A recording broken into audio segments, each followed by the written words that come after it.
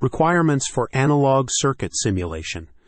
To run or perform an analog simulation, you may need the following inputs like the design or schematic, which describes the circuit structure in the form of netlist in Spectre or SPICE format. Then you may need the model files, defining the device models and its characteristic behavior. Next, a stimulus which denotes the inputs and initial conditions. And also you need to specify an analysis for analyzing a circuit.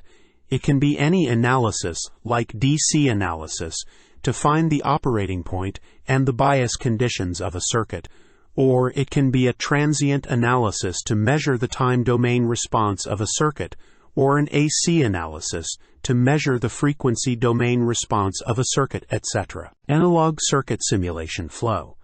For an analog circuit simulation, you may need the following inputs, like the design or schematic information, the component models information, the stimulus inputs and analysis to be performed.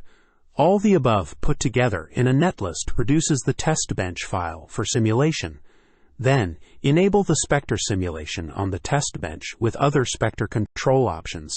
The output measurements can be defined either in the test bench file or in the control options. Now, once the Spectre analog simulation is completed, it generates the following output files.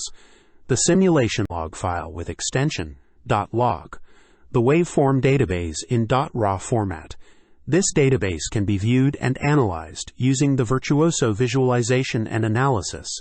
The Virtuoso VA tool and the output measurement files will have a .meas extension.